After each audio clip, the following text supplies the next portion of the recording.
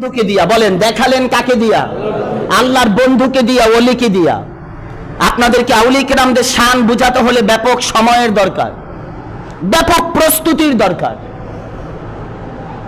আপনারা একটা বিষয় আপনাদের সাথে শেয়ার করি। মুজাদ্দিদ আল ফিসানি নাম শুনছেন? একটু কথা বলিয়েন। ওনার নাম অনেকেই ফারুক ওনার নাম ছিলেন, অনেকেই জানে না, কিন্তু মুজাদ্দিদ আল ফিসানি বললে সবাই ওনার নাম জানে। উনি হাজার শতাব্দীর মুজাদ্দিদ ছিলেন। ওনার দুই সন্তান ছিল, একজন ওস্তাদের কাছে পড়তেন। কিসের কাছে? আবু তাহের পত্নী। কি নাম? আবু তাহের পত্নী রহমতুল্লাহ আলাই। উনি ছিলেন এই দুই ছাত্রের, কথা বলে না এরা, বিপদ, ওস্তাদ। একদিন ওস্তাদের কিনারায় সন্তানদেরকে নিয়ে যখন বাবা আসলেন, আয়েশা দেখে মুজাদ্দিদ আল ফিসানি এই সন্তানের ওস্তাদের কপালের ভিতরে সাখাওয়াত লেখা। কি লেখা?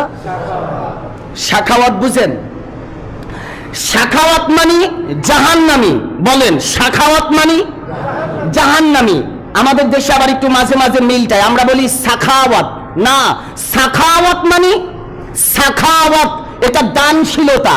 আর শাখা স দিয়া আর একটা খ দিয়া শাখা, আর একটা হলো শাখা।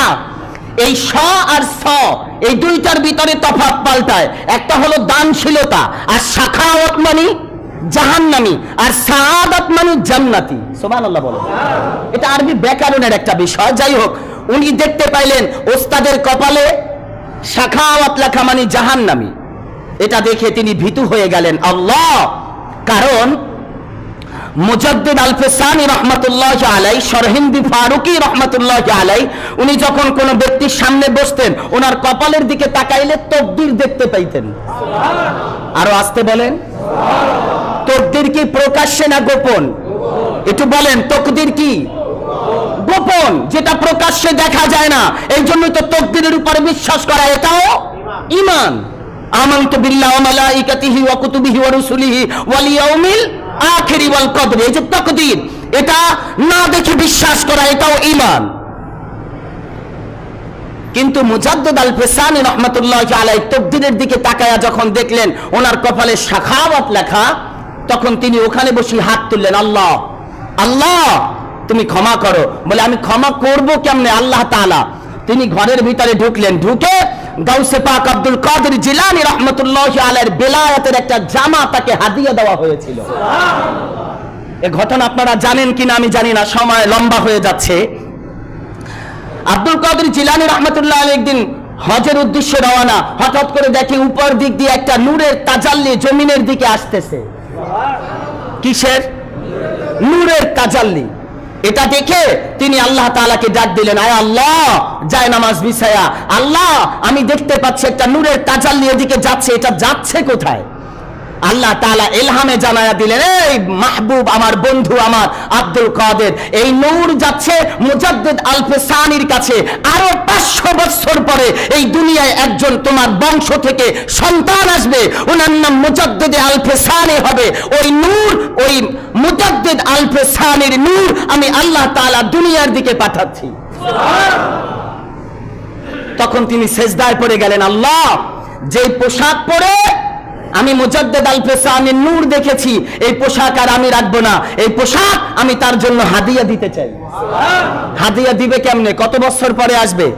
500 বছর পরে। তিনি বাড়িতে গিয়ে তার সন্তানদেরকে ওসিয়ত করলেন, ভাগিনা ভাতিজা সবাইকে ওসিয়ত করলেন, এই জামাটা রেখে দিবা, তোমার বংশ পরাক্রমায় যখন এটা যেতে যেতে যেতে যেতে অমুক ব্যক্তি আমার নবীর নামে আহমদ সরহিন্দি ফারুকি এই নামে যখন কেউ আসবে, এই জামাটা তাকে হাদিয়া দিবা।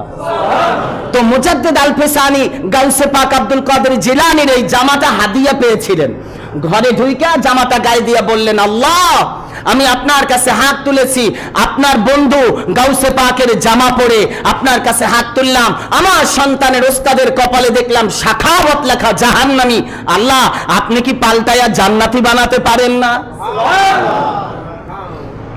এ দোয়া যখন করলেন আল্লাহ তাআলা ইলহামে জানিয়ে দিলেন, এই মুজাদ্দিদ আল ফিসানি শরহিন্দি ফারুকি, তার কপালের দিকে আরেকবার তাকাও। যখন কপালের দিকে তাকাইছে, তাকায়া দেখে এখন আর সাখাওয়াত নাই, এখন সাআদাত লেখা, জান্নাতি মানুষ লেখা।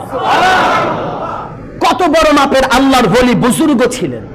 ওনাদের জীবনী সম্পর্কে আলোচনা করতে হলে 1-2 জুমায় বলে আপনাদেরকে বোঝানো সম্ভব নয়। সম্মানিত হাজিরিন, আজ এতটুকু রাখলাম এলোমেলো করে। ইনশাআল্লাহ আগামী জুমাতে এখান থেকে আমরা শুরু করব